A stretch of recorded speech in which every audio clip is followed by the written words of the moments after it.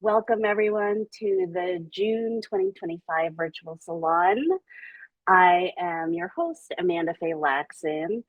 I originally conceived of these salons 2 years ago as a benefit to our TLAN members. And our first salon was June 25, 2023. So almost 2 years, which is very exciting. And John was part of the first salon. Judy, were you part of the first salon? I think you were. Yeah. So John and Judy read in the first salon, and a few other folks, of course. So yeah, I'm super excited for you all to see our wonderful performers today. I'm just going to change my view for a second, one moment. If you want to change your view to see speaker, you are welcome to do that. And this is, as you probably heard, being recorded. And we put this on the YouTube, the TLAN YouTube link or website. Let's see. Happy Pride. It is Pride Month, and especially in these times, I am very excited to celebrate Pride. And I was out yesterday in the East Village, and I'm in New York City. I was out yesterday in the East Village, so Saturday night in the East Village is very prideful, and it was a delight to see everybody loving and living life. So yeah. So these salons, everybody who reads today is a member of the TLA network. We encourage people to become members. Membership, I believe, at this time is like $65 a year, so it's really not a heavy lift. But if you see yourselves in the work that is presented today, I would highly encourage you to join so that you could read at one of these salons or get one of the other many wonderful benefits of membership.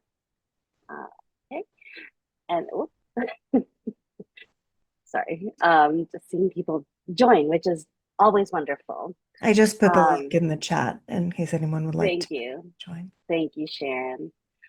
I wanted to also mention there are a few classes coming up, and we'll be talking about them throughout the virtual salon today, or just talking about classes in general. But a few coming up are Telling It Slant, The Art of Autofiction with Liz Chessa, which is I took this class like maybe a year or 2 years ago, and it's an incredible class. And The Magic Eye and Writing from Body and Place, which is a workshop and reading with Karen Miriam Goldberg. Karen is the founder of Transformative Language Arts and Transformative Language Arts Network. She is my mentor. And she, sorry, okay. And she is coming out with a new memoir called The Magic Eye. So I encourage you to check that out. And lastly, our Power of Words conference will be taking place at Unity Village in Kansas in October. And that conference, I went last year and I met some of these wonderful folks in person, which was like really exciting. I know some people here, including myself, will be presenting workshops at the conference. So we have workshops and readings, and it's just like really good fun and fascinating to see how people do TLA in the world. And for those of you who are brand new to TLA, Transformative Language Arts, TLA is a way to, is using the written, spoken, and sung word for community and personal transformation, or changing the world with words. It takes so many different forms. A lot, you will hear different ones today, but for me personally, I have considered myself a TLA artist as a memoir writer, as a poet, and now as a playwright. And so it really, because the philosophy of it and like seeing the work that we all do together, um, is to bring, to really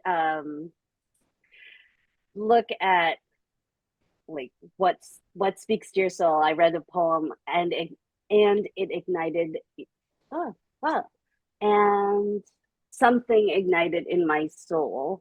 I read that in our green room before this, um, before we started today, and TLA really speaks to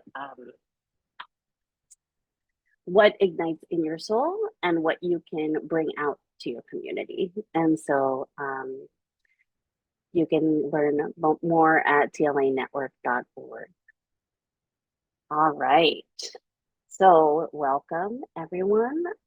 First up, we are going to have Julie Martin present. Julie is a poet and public school teacher. Julie Martin lives near the confluence of the Mississippi and Minnesota rivers. Her work has recently appeared in the following journals: The Talking Stick, Pasque Petals, Plants and Poetry, Agates, and The Coop, a poetry cooperative. She is the host of Bird's Nest Poetry, a monthly open mic that showcases the work of local poets in the Twin Cities and beyond. Welcome, Julie. A special shout out to the godmothers of my poems who are here with us in this audience. Thank you, Sarah Sadie, Carrie Kelly, Jan, and Mary Sage for coming. And you have all really supported my work. Here's my first poem, Zucchini. To write as the squash plant that flourishes in the garden. To scribble, page after page, ideas sending out tendrils that issue out yet more ideas. So prolific, they yield mounds of speckled, glossy green fruit. To hide beneath the broad lobed leaves, mottled silver gray, and curving upwards to cup the sunlight. To outstretch in mudras, complete circuits, guide the flow of energy. To take up space, be a green growing machine, man splay all over the garden bed. To be prickly with fibers on pentagonal stems, leave dot to dot rashes on the delicate skin of wrists and inner arms. To send out blossoms of fat orange stars, male and female flowers, all on the same plant, his, hers, ours, theirs. Then leave it up to the bees to mingle the work of pollination. My next poem is about biking, Big Rivers Regional Trail. Thoughts unspool as we enter a rhythm of breathing and motion in sync with our bike wheels. Scan the tops of dead trees for silhouettes of hummingbirds, tiny bodies, long, thin beaks, Sally hawking gnats from the sky. As daylight fades, we can only imagine ruby red throat patches, emerald feathers in their soap bubble shimmer. Let us move through pockets of cool air. Let us wash our faces in glimmers of beauty. Advice from a cicada. Absorb all you can from gestation in darkness. Linger. Metamorphosis cannot be rushed. When it is time, molt, cast off the shell of former self, emerge, stretch as rainbows of light shimmer through new wings. Find a tree that beckons you. Make your way to the crown. Align with the pulses of the dog star. Bask until needles of starlight transform into song. Rejoice. Be relentless. And this next poem, Radish, will be in a poetry walk in Detroit Lakes this summer. And Detroit Lakes is hosting a group of sculptures created by Danish artist Thomas Dambo. And he has made these out of scrap wood and trash, these great big trolls. And so it's fun to think of my poem rubbing elbows with a great big giant troll. Radish. Pale orb clad in crimson, kith and kin of horseradish, cherry bell, Malaga violet, flush with outside pride.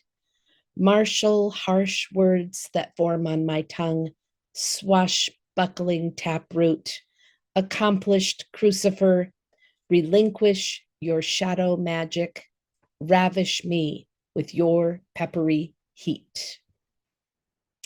And I leave you with my last poem, Upcycled. Black sweater, thrift shop find, damp, listless, hanging outdoors on the clothesline.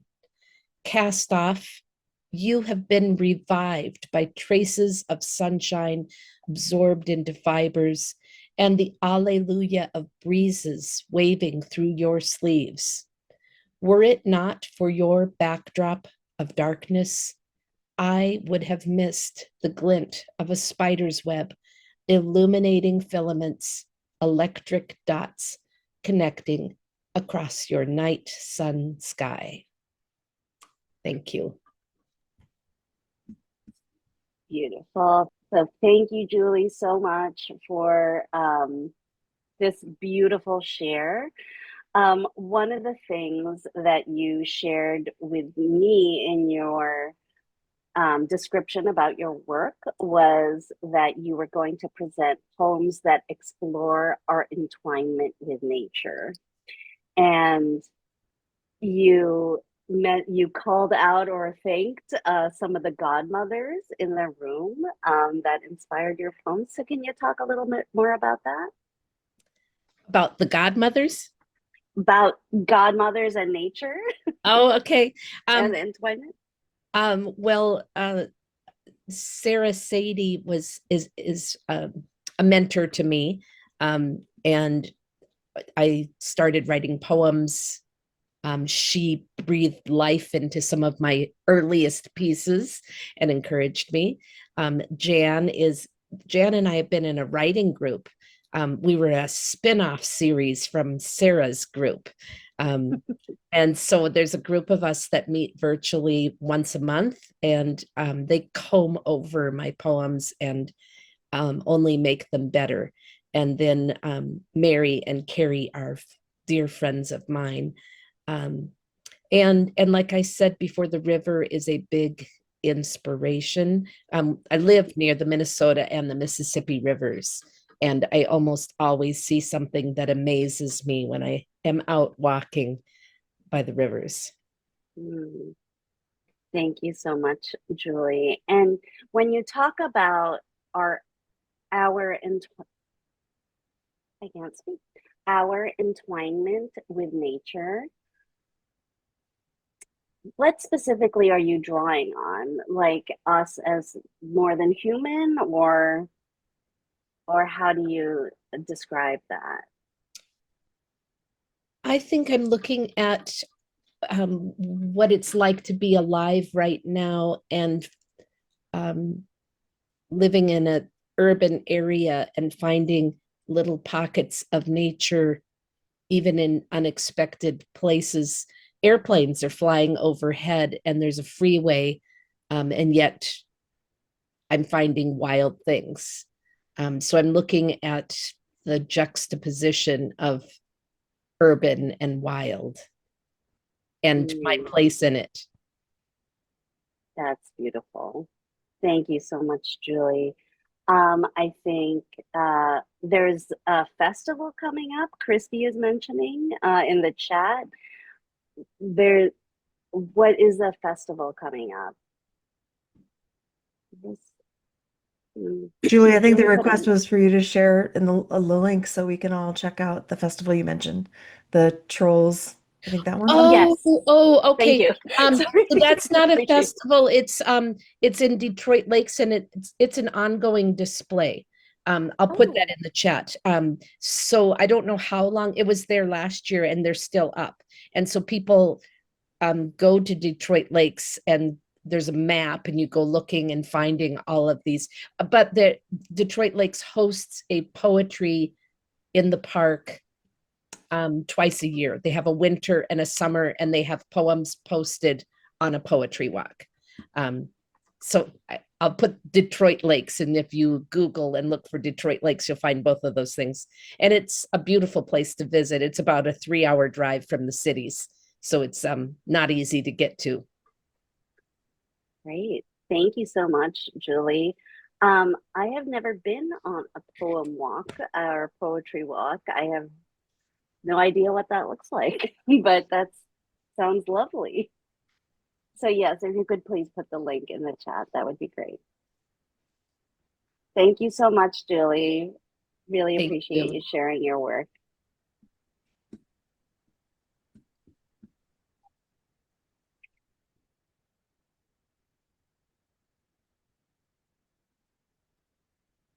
Next up, we have Centa Therese. Centa Therese is a poet, photo printmaker, interdisciplinary arts educator, and creative recovery specialist. Centa's poems inscribe a spiritual autobiography containing odes to dream, the natural world, loss, imagination, and passage of time. Her collection, The Myth of Me, will be out this summer by Kelsey Books, and her collection of prose poems, Night Gardening, is currently looking for a publisher. Welcome, Centa. And was a semifinalist. Oh, Night Gardening was a semifinalist? Yeah, but didn't make it. So, okay. So I'll read a couple from Night Gardening and then, oh shoot. And then a couple from The Myth of Me, unless I run out of time. So. So as I said, spiritual autobiography is kind of where my poems percolate from. And this is going back in time to childhood. It's called Morton Springs.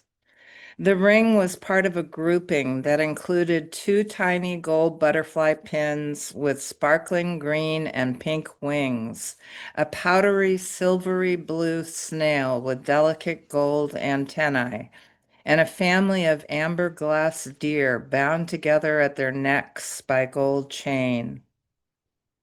Outside my window in the yellow afternoon light, wind rattles the ivy fence, shakes the spindly bush sparsely dotted with purple bloom, and suddenly I feel as though purpose has no hold on me.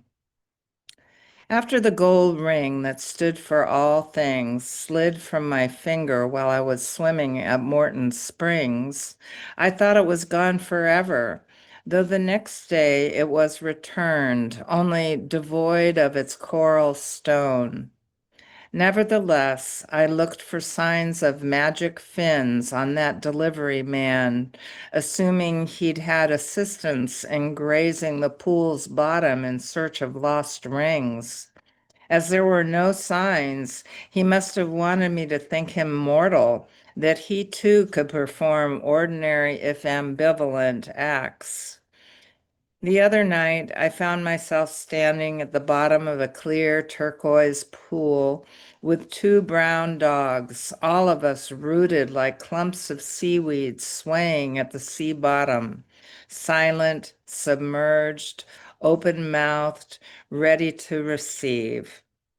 There at the concrete bottom, I saw how the philosopher thief found a child's gold ring, then seized the stone fruit for himself.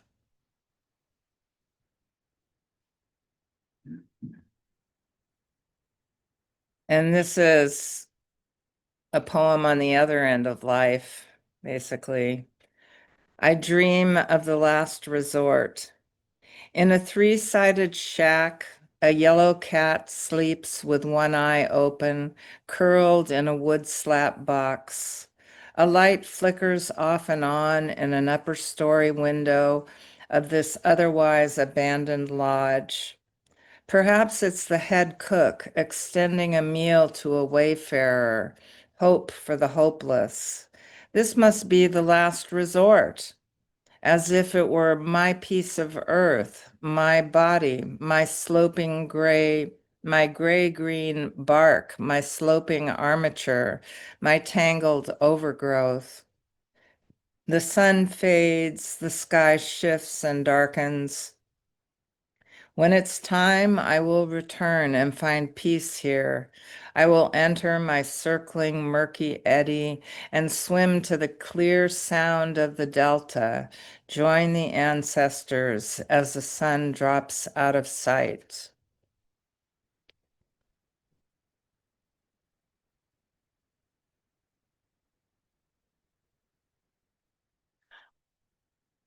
And this is from The Myth of Me that's coming out any day now. Make my day. Remember the good, bad, and the ugly? When Clint Eastwood was a young cowboy and when going to a matinee was exciting, coming in out of the blue into the musky, dark theater with mostly empty seats. The exercise is to write about my muse. Why did I start here? My muse hangs out in some liminal sphere between excitement and surprise, and especially on Tuesdays when I have nothing special planned and decide to do something I haven't done since I was a teenager, like having a picnic on a small lake and bringing the I Ching. My muse doesn't appear like anyone, though she could be any possibility. Perhaps she's a friend that joins me, someone I haven't yet met. I make room for her presence. Perhaps she is partly a memory of innocence in a sea of guilty charges and chaotic ramblings.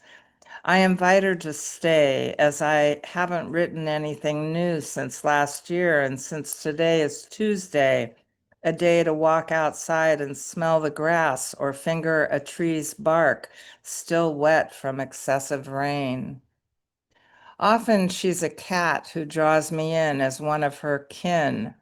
She wants to share her treasures with me, those visible and invisible, rock, wood, boxes, berry, patches of ground warm with sun. Curious as wind, she craves the spaces between the petals of a rose, between twigs and a snake's shed skin, between clouds and the wheat field, between hands and honeypots. What do you name this formless gesture, who is also sometimes form and who is constantly moving through you, though you are often stuck in your skull? Let her tell you her name, maybe Squink, maybe Squill. And this is the last one, which is the title poem, The Myth of Me. I no longer run from men who want me dead or leap through windows shattering glass. No tidal waves wash over me, no more veering off radical cliffs and out of control cars. Now, when I cross a man who's drunk or bluffing, I grab his buck knife. Now I make heroic dives into green pools of crime, swim through cattails past sleeping bullfrogs. Undistracted by the unbroken monologue of the phantom lifeguard, I rise from the slippery algae. I may be only a cartoon hero who's called on to dematerialize evil, zapping the villain with the black hook mustache by insight alone. And you might find me in the darkest sky, hovering above an urban alleyway, noting a tenant's disgruntled worship of their faltering plumbing. I imagine there will always be situations like this worthy of my intervention. Thank you. Thanks so much, Centa. Don't go anywhere. We're going to have a little chat. Um, First of all, where can people buy your upcoming collection? If any. On Amazon or else on the Kelsey Books website. And Okay, yeah. great, great. We'll get those links in the chat, Sharon, if you can get it. That's great.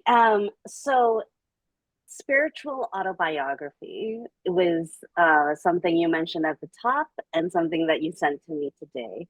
So can you talk a little bit about what that means for you? Yeah, I draw a lot from dreams, and over the course, I used to track my dreams a lot and write them. And over the course, I could see a kind of mythology emerge in my dream life with, kind of archetypes and things. And so some things like are from my childhood. They're kind of iconic images, or something like a gold ring that I lost in the bottom of a swimming pool, um, or in this dream of the last resort. It really, really did feel like I was visiting the end of my life, basically. I mean, I wasn't ready for the end of my life, but here was a place that was the end of my life. So they're not saying out loud, outright, this is about the end of your life, or this is about, losing magic in your childhood, but they're telling you in their own way, um, how how you're processing on a different way, unconsciously or whatever. So, yeah. Great. Thank you so And much. I like to write from that place because it's got less conscious intervention, and tweaking and stuff. So it feels more honest to me in a way, Mm, writing from dream. And mm, it's like, I didn't narrate that, it came from some other part. mm. So is the spiritual part like your connection to spirit world? Is that kind of Yeah, to my spirit, and mhm, to the spirit of place, of nature, um, and spirit inside metaphor. mm, This. beautiful? Thank you so much, Senta. I really appreciate it.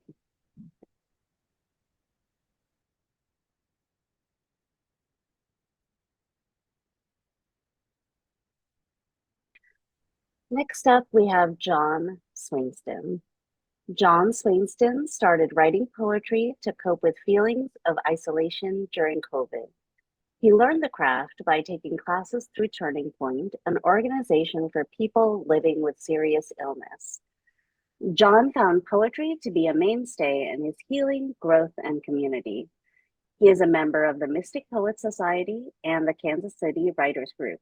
He conducts presentations on becoming a poet and the healing power of poetry for schools, senior centers, veteran groups, and community organizations.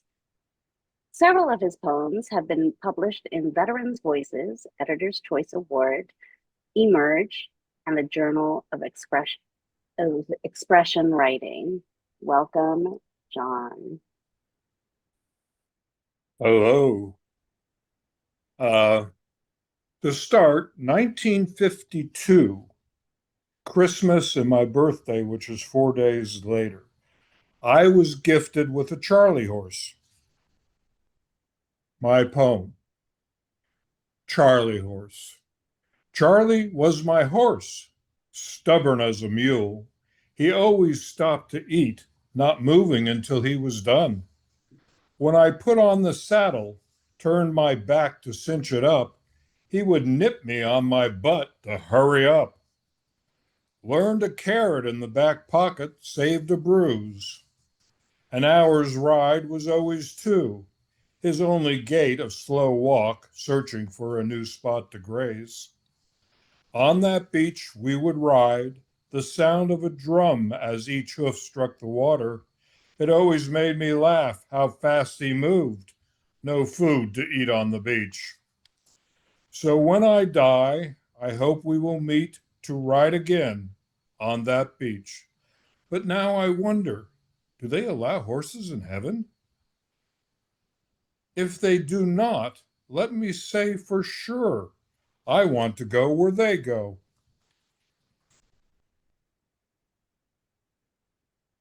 Next is I Am Aging. Listening to my body, it does not sound the same. It's crying. So many parts not working like they used to. Stop, stop running.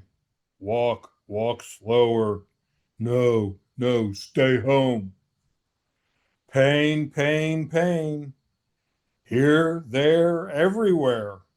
No, no, no, not another pain pill. I refuse. Anyone know a good mechanic?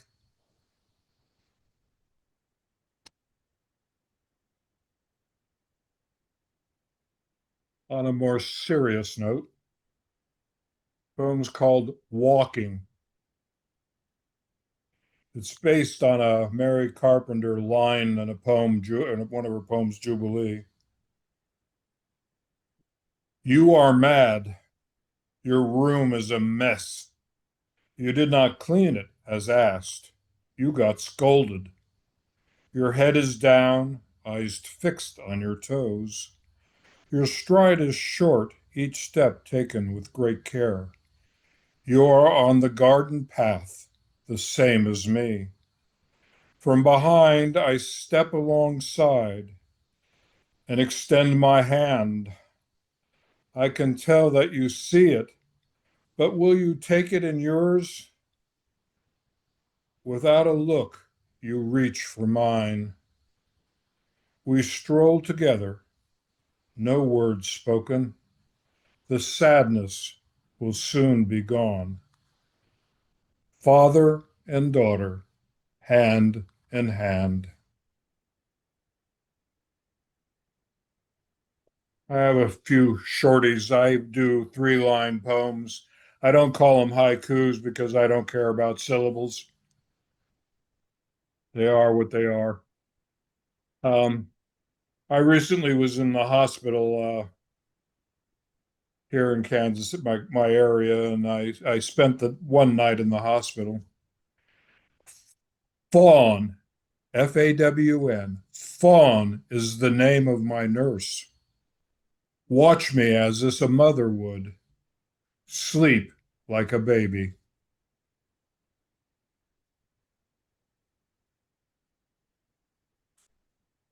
Next, severe thunderstorm.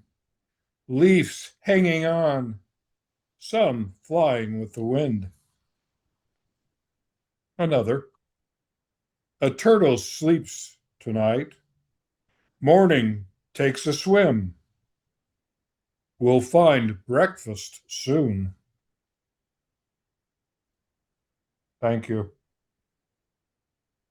Thank you so much, John. Don't go anywhere. Usually, yeah. Um, so as I mentioned before, John, you were part of the very first salon and you have appeared at many of these. And um, I wanted to, okay, first of all, the book that you were reading from just now, is this a published book that people can purchase? Oh, Yeah, it's called Memory Box, and it has my yeah. name at the bottom. I get Hey, the biggest kick out of this. I love it. John L. Swainston. Anyway, and there's Charlie. Can you Oh, wait, no, it's hard because it's like uh what's it called? oh well. Well, Anyway, it's oh on wait, there Amazon. was. It's on Go ahead. yeah. Anyway, it's on Amazon, but you have to look under my name, John Okay. Swainston, to find it. You'll find Steph Swainston and John Swainston. I think we're the two of our stuff is together. I have no idea who she is. She has no idea who I am, but we're related. Oh, okay, We cool. just haven't figured it out. Fantastic. I love that your first two poems feel like a reflection, like it feel connected to what Centa was doing with your childhood and aging. Are those new poems? No, the Charlie Horse is from Memory Box. Is that correct? Yes. No, And well, then yes. and then Because the the aging piece, is that newish? yes. Okay, great. Um, And the three liners are all new, all written in the last week. oh, that's awesome. I love Yeah. it. Um, and then the do they allow horses in heaven? So you had sent me the one of your favorite quotes by Will Rogers. Can you share it with the audience? Do they allow dogs in heaven? I think it's Will Rogers. Is that correct? Yeah. It's his quote. I Yeah. don't know. I have it here someplace. No.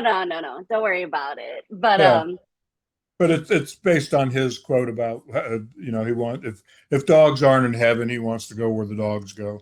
So I yes. just have switched to horse because I really would like to ride around and have Yeah, fun. absolutely. Absolutely. So John, as a longtime participant in these virtual salons, can you share with the audience like what your experience has been? Well, the experience has always been positive. You always learn something new.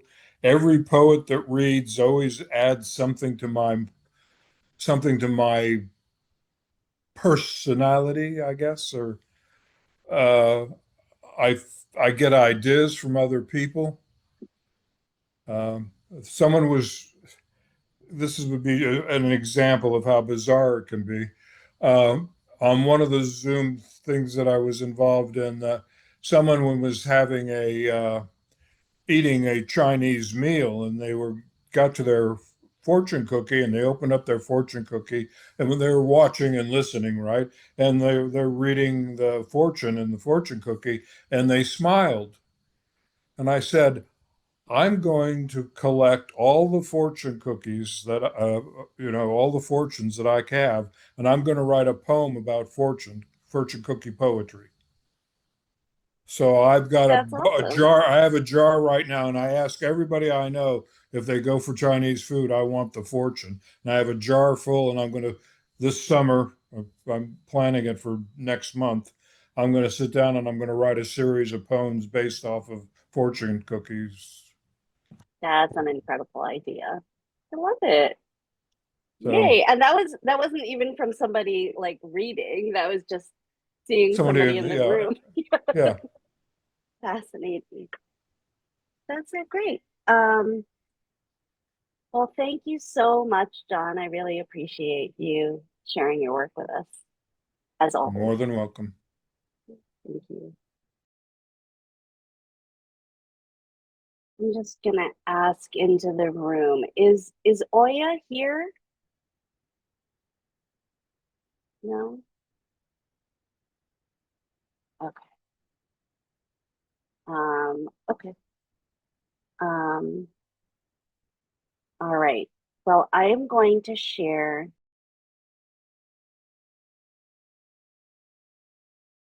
Tasjha can't be with us today because she got an email about 10 minutes before we were going to start that her uncle who has been on hospice, they had just called and told her Tasha's bio come and say goodbye. But so she is with her dad. It's her dad's little brother. She's taking him to the hospice, and she wanted me to share why she's not here and to ask for prayers of calm and steady transition for her family. So if you can keep her in your thoughts. Tasjha is an incredible writer, thinker, yoga practitioner, and empowering KC. So I highly encourage you to go to her website, keep up with her on the socials, because she's doing some really fun and exciting work. She also has a Substack that she has started sharing some of her poetry on. So we are keeping Tasjha in our thoughts. So with that, we will go on to Stephen or Steve. This is the bio I received Yeah. from Steve. So the first Go thing ahead. you know about me is that I'm embarrassed by that bio that I like. When I saw that, I'm like, what exactly possessed me to just write that? And I think what it is that I've been a visual artist my whole life. And I have been asked to write a bio so many times, and I just don't like it. But that doesn't give me a good excuse to be a punk about it. So I can just tell you that. Yeah, please go ahead. So I'll zoom through my visual, biography. Is I've been an artist forever. I started doing portrait commissions when I was a teenager. I stumbled into graphic design, and during most of the 1980s, I was doing work for people like David Bowie and Prince and Michael Jackson, Bob Dylan, just like all of these world tours. I was doing that. I've run a gallery. I've been an administrator at a ballet school. Um, I worked in design agencies, and the thread has always been portraiture because I really like people a lot, and I've been looking at them forever. And I just think that people are just the greatest thing going. Um, And so that really kind of sums up what I'm about. What I'm excited about with all of this is, woven through all of that, I would have occasions to write, and it was mostly propaganda, like something for promotion or marketing or whatever it was. And I embrace the word propaganda. I think, even art is propaganda. You're trying to propagate something. And I do that with verve. I'm very proud of being a propaganda artist. So what brought me here was this sort of lifelong thread of writing occasionally, and more recently realizing that I had a vacation, quote unquote, experience that was more like a screenplay. And I'll be reading a very, very short piece from that. I have two short pieces to read today, and they are both from Liz Chesla's micro memoir course. And so the first one, I'll just read that, and then I'll do a very brief intro to the second one. So you just give me the signal when I can start going. Okay. So the title of this piece is 3 Seconds. The morning chill invigorates as I mount my bike for my daily pre-dawn ride. A fluffy red fox makes its graceful morning commute from the Fairmount Park side to the residential side of East Mermaid Lane. Venus and Mars and scattered stars are losing their quiet competition with the dawn that is turning twilight into day. I treasure this daily habit in our hilly and wooded part of Philadelphia. The streets are narrow and empty, except for a few motivated commuters speeding to work. Bird's manic pre-dawn song diminishes noticeably with the increasing light and has settled into occasional and awkward melodies. Reflexively exercising caution, I turn off a quiet street lined with tall hedges and canopied with old trees onto an even narrower one of the same. In mid-turn, I am startled by the sight of a gray-haired figure wrapped in a thick patterned sweater. The tug of her strong and lively Springer Spaniel has pulled her into an endearingly clumsy forward stumble. She catches herself before making contact with the ground. From facing the direction of the ground she almost met, her head snaps up as we pass in opposite directions. Our dark eyes say hello, and we smile at the romantic comedy of the situation. Her stumble is a charming, unguarded moment of encounter before the rest of the world is present or aware. We each continue on our way, looking back at each other, lost and awake in the quiet of those 3 seconds one morning. That's that one. Okay, thank you.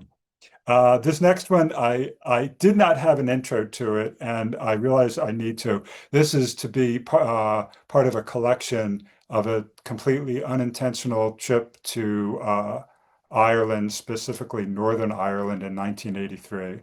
I did not intend to go there, and somehow I got there.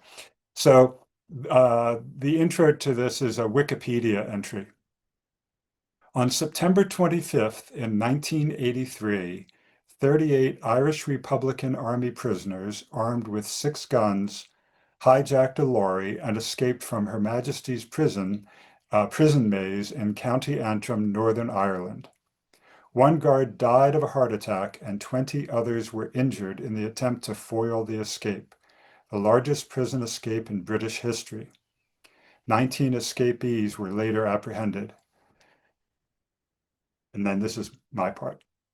Later that same week, my traveling buddy Leo and I found ourselves in a remote IRA safe house, home to Bernadette and her family, drinking poitín, which is Irish moonshine, with mothers and grandmothers of political prisoners. We awoke the next morning to the news that Ace, an Irish-American house guest, had suffered a heart attack at the pub the night before. The local priest was summoned to make the 30-minute drive to the nearest town and fetch the doctor. Ace's prognosis was not good. Between anxious conversations about the possibility of a British Army raid on the house, we monitored Ace's condition. Bernadette's advice to me in the event of a British Army raid was to show them my American passport, and I would probably be all right.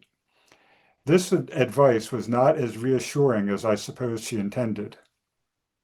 Later, she decided that Leo and I would escort Ace to Dublin, then get him on a plane to return to his family in Boston, preferably while he was still alive. Ace was a wiry, boisterous, cackling, old, slightly hunchbacked, abrasive character, and Ace was a drinker. The next morning, Bernadette's neighbor drove Leo, Ace, and I to Letterkenny to catch the bus to Dublin. We breakfasted at a cafe on sausage, eggs, bacon, and potatoes, washed down with pints of Guinness for Leo and I, and whiskey for Ace. He also purchased a pint of whiskey to go. We boarded the bus without incident, but when the journey commenced, Ace began shifting and turning around in his seat, joyously and loudly commenting at the sight of every stone wall, every sheep pasture, road sign, the clouds in the sky, and the glint of the sun, at everything. Finishing his pint, he leapt up, clapping, manically exclaiming, and writhing at every turn in the road that ran a twisting path from his life to his death.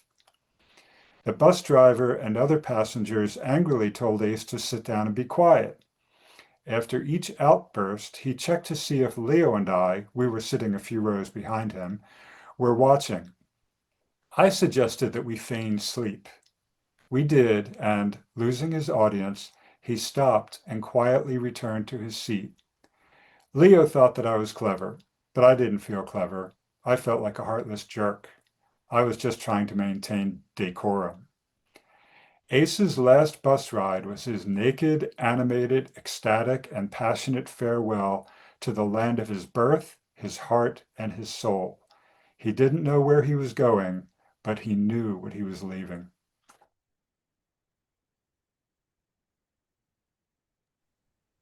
Love it. Thank Thank you so much, Stephen. That line, that your last line, he didn't know where he was going, but he knew when he was leaving. Phenomenal. you. Also, your intro to that piece where you're saying, I did not intend to go there and somehow I got there. Can you talk a little bit about that? I'll try to keep it brief. Um, Yeah. I grew up and was living in Ocean City, New Jersey. It's on the seashore. And one day I was walking down the street and I saw a friend of a friend. And so we said hello, and the usual, what are you up to? And he said, "Oh, and he asked me what I was doing. I said, "Oh, I'm flying to London in a couple of days. Just, and from there, I think I'll probably go over to Paris because I was planning a vacation." He said, "Why don't you come to Ireland?" And Mm. I was like, "Huh, Ireland, that's my heritage. I've never been there. Maybe, maybe." So he said, "I'll tell you what you do." He said, if you decide that you're going to go to Ireland, you fly into Shannon Airport, go to this pub. I guess there was only one pub at the time. He said, I will have taped to the back of the jukebox an envelope with the address where I will be staying in Dublin. So, and I landed in London, not even thinking about Dublin. And I was looking at the monitors to see where I wanted to fly next. Mhm. And there was Dublin. I thought, oh yeah, right. Leo's in Dublin. So I caught a flight over and I went, and I did not know that this guy had any connections with the IRA at all. And I was just his traveling buddy.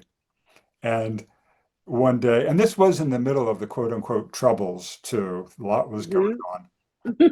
He said, I'm going up to Belfast. Do you want to come? And I thought, huh, probably not smart, but yes, I will. And the whole week was just like, it was that it's going to be this whole collection. The working title is Guinness at Breakfast, because it Mm. really is an arc of my personal development. Uh, That is very exciting. Yeah, I'm excited. Now I have to do is write it. I know. I'm so excited. Like the taped on the back of the jukebox detail is delicious. And yes, Quinetta is saying in the chat, so secret society. And something you could do at that time. Like I mean, it's very it places it in a It's time and funny place. you say that because I was just recently thinking, do I need to explain to readers who might be younger than myself that people did not used to carry telephones around with them all of the time? And if you wanted to reach someone, and I didn't have a phone number for him anyway, he didn't have a phone number there was no such thing. And so, yeah. I mean, I have a younger, I mean, I have nieces and nephews that are in their teens and are kids. And so I will explain to them sometimes, but let your readers catch up. Like, I mean, they'll figure it out maybe. When they don't understand, they're like, when they're not like, why didn't you just text him? Like, then maybe. Yeah, No, yeah. I love it. I love it. It's like I traveled in Europe in 2002 and I backpacked, and even then I didn't have a cell phone. So it's just so different now. Yeah, that's fascinating. And I love how these were pieces that evolved directly from one of TLAN's classes. So that's very exciting.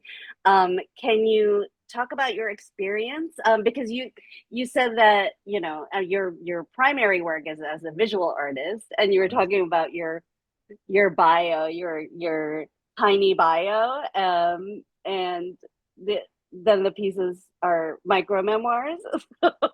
I thought that was like a nice shortcut kind of thing. But yeah, what was your experience with Liz's class? It was great. What it did for, so I had this idea for writing this. I didn't know, and I still tell people, it's like, I don't know if it's going to be a book or just like a series of episodes. I felt it was a screenplay. And I actually sent what I just read to you all to a friend. I just sent it to him cold and said, here's something. And he called me up and said, this is a movie.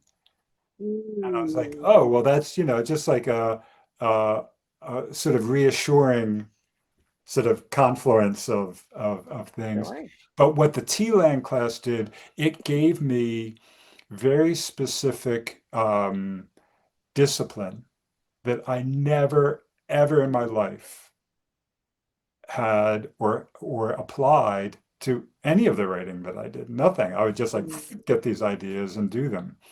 mhm, And the discipline I loved. I loved the forced editing, like taking mm, 600 words and editing them down to 300. I loved what it did for the work. yeah. You know, I really, yeah. So that's that. And when you talk about like energizing, that Mhm, really energized me, realizing that I don't have to say everything if mhm, I say the right things. mhm. Beautiful. Thank you so much. I've never written micro memoir, and I was this close to taking that class, but I I recommend it. sadly, I really, yeah, I was yeah, that's just, awesome. yeah. That's so great.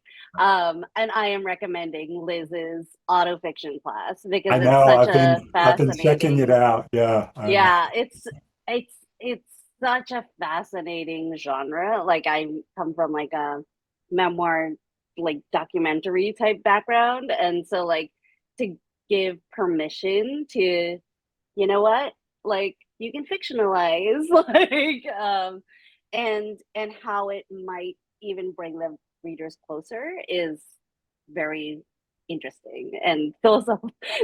When I Yeah, took it, we were having a lot of philosophical conversations about what is truth. right. So Well, I'd like to I love insert that. promo for her book, which is what really jazzed me Cool. to take her class. I knew her from a completely different situation, and I read the book, and I was like, wow, like it doesn't, I think that writing doesn't matter if it's quote unquote factual. Yeah. It's about moving people. And if Yeah. you write something factual and it doesn't move anyone, who cares? Yeah. I don't. Yeah. You know, it's we're here to move people. Hmm. Absolutely. That's, I mean, I highly agree. Liz is not here, but she's getting a lot of airtime because she's awesome. And she actually just wrote a blog post for TLAN's Substack. So Oh, that is called, it's the title of her book, You Cannot Forbid the Flower. And so I highly encourage folks to check that out. We have a Substack now, and if you are, I don't know if it's just if you're a member, but um, we're always soliciting writing. So check it out. You can find all that info on tlanetwork.org. I will. Awesome. Thank you so much, Steve. Thank you. It's It's been great to, this has been such a joy for me. I was that's nervous awesome. and such a joy. You did amazing. And this is all of Steven's art behind him. So his fun art. Awesome. Thank you so much. Thank you. Appreciate it. Erin McGrane. Erin is an actress, musician, author, and professional development mentor. Notably, Erin appears in the Oscar nominated film Up in the Air alongside George Clooney. And I was saying he is nominated for a Tony tonight. So good luck, George. She is known for her unforgettable cabaret stage performances and toured extensively for a decade with her early jazz musical group, Victor and Peggy. Currently, Erin is authoring a spoken word poetry project set to original music, exploring anxiety, isolation, hope, and growing up in rural Iowa. Erin was honored in KC Magazine's The 100, People Who Make Life Better in KC, and is proud to say she misspent her youth singing in a rock band. Welcome, Erin. Okay, can you hear me? Yes. Great. Well, it's just an honor to be here, and I've enjoyed everybody's work. It's all been so delicious, so many beautiful words. Thank you for sharing all that. I'm having some video weirdness today, so sorry if it happens again. It just comes right back on. So, um, but I'm going to read a few poems for you. So as my bio said, alluded to, I'm working on a project called Sounds Like a Feeling. And it's with my husband, Jeff Frayling, who is a fantastic composer and guitarist. And we've been working on it for a few years. It was a project that came out of COVID, really, and a bunch of things, turning 50 and COVID and the state of the world and the 2016 election and Me Too and everything that happened just kind of sent me into a dark spiral. And talking about transformative language, to me, this writing, this particular body of work kept me alive during that time, kept my spirit alive during that time. I started having trouble sleeping, so I would just get up and write, and out of me poured this giant pile of words that has become this project. So some of it will have underscored music, some of it is kind of to music, some of it has no music at all. So we're still working on it, but I'm going to read you a couple of things from there. And I think I'm going to start with a poem that I just read for MOCSA. I don't know if anyone knows what MOCSA, MOCSA. It's Metropolitan Organization to Counteract Sexual Assault. They do fantastic work here in Kansas City. And they just had their 50th community lunch, and I've been a longtime supporter. But for the very first time ever, this 50-year-old organization asked local poets to read, which was fantastic. I thought that was a great, hopeful moment for all of us out there putting the words on the paper. So they had 4 local poets read about some of their poems about their experiences as survivors. So I was asked to read one, and I'm going to read you just, I'm just going to read you a little bit of the intro, and then I'll read you the poem. So the intro that I read at the luncheon said, "My name is Erin McGrane, and I'm a survivor. I wrote this poem as a love letter to myself, a song of encouragement during a time when I couldn't find the hope I needed. It was born in one of my darkest hours, in a time when light felt like a distant memory. So may this poem remind you of your strength and the power of truth to heal and set us free." And the name of the poem is There Is in Me. There is in me a powerful creature who walks tall and deliberate, a high noon Old West sheriff who doesn't need to wear a star to know she is one. There is in me a powerful creature who needs not raise her voice to raise the bar, the vibration, the expectation of kindness and transparency. There is in me a powerful creature whose mind is calm. Her thoughts are truth arrows. Piercing fear, understanding floods the dank recess of confusion, like 100 heat lamps in the basement, burning away the old mold. There is in me a powerful creature who is not afraid of the opinions of people more interested in color commentating everyone else's soul battles rather than fighting their own.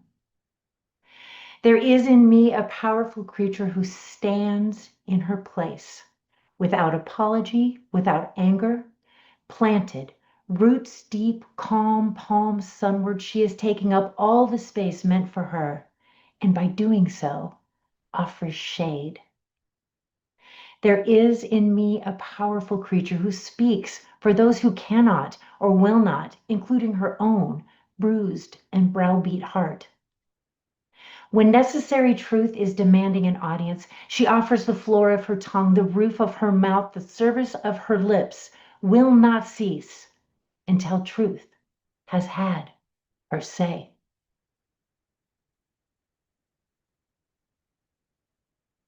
Okay, and then I am going to go on and read you one that's a little lighter than that one.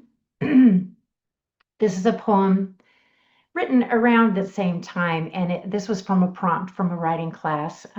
Karen Marian Goldberg, I'm sure you're all familiar with Karen, has been my mentor and my teacher for some time now, and she and I met during this dark period in my life when I started writing, and she gave me the phrase, and she said, you know, writing is, pardon me, writing is the lantern when you can't see the path. And indeed, it really was for me. And it also brought back some good memories, not just bad memories, while I was digging back into writing. So this is a kind of a fun one called Edible Stone. 3 tomatoes will never be enough. 1 mango could never suffice. Your toothpaste heart can't brush away the sweater you left last season, the seasoning of you, still the recipe for my disaster, and still my favorite dish. You, little tomato fruit, pretending to be a vegetable, more at home in the savory, salty pot, but still a fruit, a seed, a fleshy heart. I bite your surprisingly protective skin, not nearly as thin as it looks, thinking of juice, ripe as blood. You, sweet, simple mango, edible stone fruit, born of a single flower's delicate ovary, but with a hard stop center, more pit than flesh. Your skin is slippery and hard to cut. You are less filling and more surprising to the unwitting eater. I love you like pineapple. You turn my tongue cane sugar sweet pop, a treat I can't stop. I eat until my tongue is rough, worn, and tough. I stay and stay until it's long enough. Overripe, you're just my type. The taste of you hangs in my bed, a heady tang above the bed. You are memory of fruit in winter. I remember all this in the awkward seconds of space, suspended like your knuckles, poised on the wood of my door. I collect my thoughts from under the covers, and I answer your question. No, it's not too late for you to come over.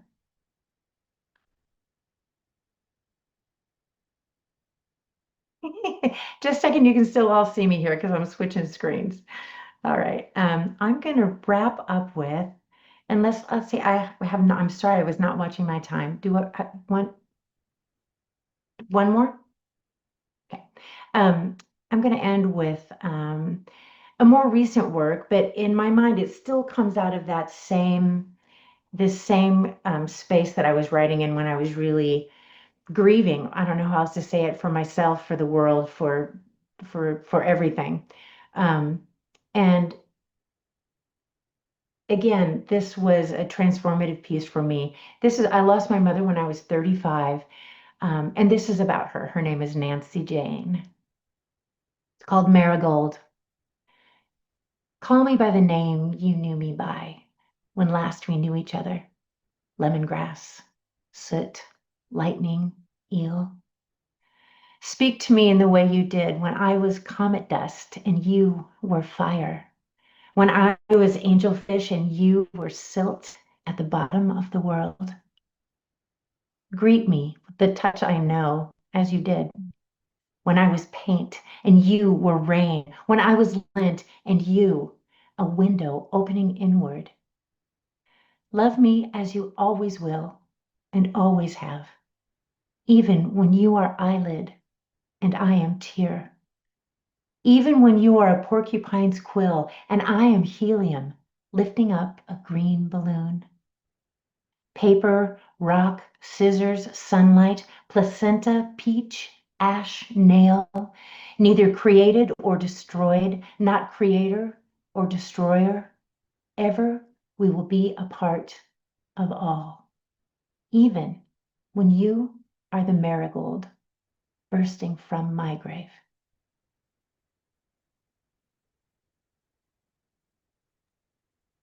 So beautiful, Erin. Thank you so much. Yeah. That your first line and your last line are just like absolutely stunning. The call me by the name you knew me by, and just like, you know, took my breath away. Yes, I very much appreciate your work. You look like you're in a music video right now, which I love. It's amazing. Yeah. Can you talk a little bit? The writing is the lantern when you can't see the path. Karen is also my mentor, so Right. she is many of our mentors. She's in there, right? She is. She's here, there, and everywhere. Can you talk a little bit about how it lit your path today, Yeah. yesterday, any Yeah. days? My path, is that what you said? The path, Yes. yeah. Yeah. It's been a circuitous route, when I was a kid growing up in rural Iowa, so I have this other body of work that's kind of memoir-ish. Steve, and I was right there with you. What am I writing? Is this a short story? Is this a poem? I don't know what it is, but I obviously need to take Liz's class that everybody was talking so much about, because I think that's right where I am. So I have this other body of work that's about growing up in rural Iowa. But when I was growing up in rural Iowa, I thought I was going to be the great American novelist. That was my dream in my head. I didn't really even know what that meant, but I was a member of that. Remember the Columbia House? You got records, and then there was the books. Remember through school Mhm. books? And so I used to get those. I was a member of that book club, and then I thought that I would like write slim volumes of poetry by the sea in my summers. I don't know where I got these ideas. I mean, I grew up in a farm town, guys. Like this, there was nothing like this. I think I saw it in a movie or something. So I won my first poetry contest in third grade. I entered the Iowa Poetry Day youth contest, and I placed third. And I thought, oh, could I be a writer? I think that's what started it. And then somehow I discovered music, and then I discovered acting and um, public speaking and mentoring, and this path has just gone round. And I finally decided I'll be 59 next month, that I think it's just all different forms of expressing. Mhm. It's different ways to touch different parts of our brain. And I think this is that path, what Karen is talking about. If you had told me the path my life had taken, I wouldn't have believed you and that Mhm. third grader. Um, but the writing or the expressing, whether it's been lyrics or anything else, I'm a terrible watercolor painter, but I love it. And this is, again, it's just other ways to get in there. All this stuff that's in here. I love everybody's lenses that you shared today. So that's what it's been. And now I'm returning to writing after having spent a good 12 years as an actor, commercial actor, film actor, TV, radio. Another 12 years as a full-time musician on the road. Now I'm back, and my greatest dream is to go get my master's in creative writing and just take writing classes all day long every day. Unfortunately, I Oh, work, but but that's my dream, and I'm enjoying it. And I think, oddly, in a strange full circle, I feel like I'm 9 again. I feel so excited about it. I love reading other people's work. I love hearing people. I want to talk about it with everybody. I want to be with writers. Um, so that's the path. that's awesome. I love it. I am also right there with you on like just the different forms of expression that we can have, and that thrill us. I was talking about how at the beginning how TLA has as its umbrella, it has covered the things I do, the things that move my spirit or like help me organize my life, from like journaling to memoir to poetry, and right now playwriting. And so Wow. yeah, so it's great that you're following your cycles. I think that's awesome. So I yeah, wanted go to give a ahead. I wanted to give a shout out to Tasjha. I'm so sorry that Yes. happened today, but I was fortunate enough to spend a week with Tasjha just about 2 weeks ago at Brave Voice, Karen Miriam Goldberg's and Kelly Hunt's. I'm Steve nodding. Yes. So some of you know about this fantastic creative retreat that I help with. I move chairs and help set up. They do all the magic. Um, but I got to spend a week with her out there, and she is a terrific poet, really, really, and a really good performative poet as well. So you should definitely check out her website because I was very impressed with her, and sorry that she couldn't be here today, but just giving her a Yeah. shout because I just met her and Yes. she's worth reading. So Absolutely. I mean, she'll perform at a future salon, and she has performed. She performed at the December salon, but she's a fantastic performer. So we're almost at our close, but I wanted to open it up to the audience or the performers themselves because you are also the audience. Does anyone have any questions, thoughts, comments, props they want to give?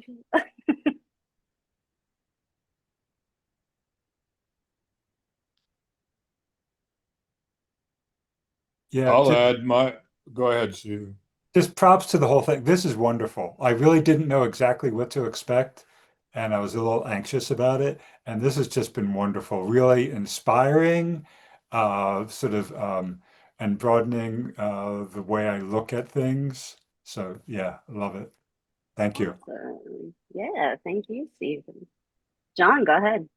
I was just going to say I'll add my name to being a mentor, Karen being my mentor also. Mhm. She's the one that helped me tell me that I had to put my stuff in a book and made it happen. Mm, She's an incredible human being. mhm. Yes, absolutely. Thank you. Well, this has been the highlight of my week, so I just thought I'd mention that. Oh, that's good. I'm so glad. And, praying for everybody's health and aging. And I mean, we're all aging, like, sorry. um, but um, I've also been dealing with like family aging issues. And so, uh, it's tough. And these like moments of light and writing them down and sharing them and being in community are helpful for me as well, for sure. Thank you, Julie, for your shout out. And yes, oh yeah, sorry we couldn't hear you today. Hey, you want to say hi to the room? Hello, dear room. I am so sorry that I was unable to get here in time, and it's been crazy in my life, but I shall return. It's a promise. Thank you, Oya. I appreciate it. Um, yeah, no, I mean it's a lovely set of work that we hear every time, but today um, there were definitely themes of aging, like I said, um, and how we live with that, how we live through all of it. So, all right, yay. Well, thank you everybody for being with us, sharing your afternoon with us. We really appreciate it. Apologies for all the technical difficulties. Hopefully in the future, we can try to proof that. But if anyone would like to help with tech behind the scenes and screen sharing and all of the things, that would be amazing. Yes, we would very much So welcome it. hit And me it up. is And it's really fun to work with Amanda. So anyone else want to join in, we would welcome you. Sorry, Erin, what do you think? So you'd think we'd have this all figured out by now. Like, why my video keeps going off, I have no idea. Like, you'd think after like how many years have we been on Zoom now, we'd have this all down I pat, know. but I don't know. I don't know. It's real. There are ghosts in the machine. So I do think so. Like, and there are yeah, like muting and then sharing the wrong thing. I don't know. I'm not usually as discombobulated, but, it's wonderful. but yes, we just have to roll with it. That's what we have to do. Like life. It makes it genuine. Yeah. Part of the charm.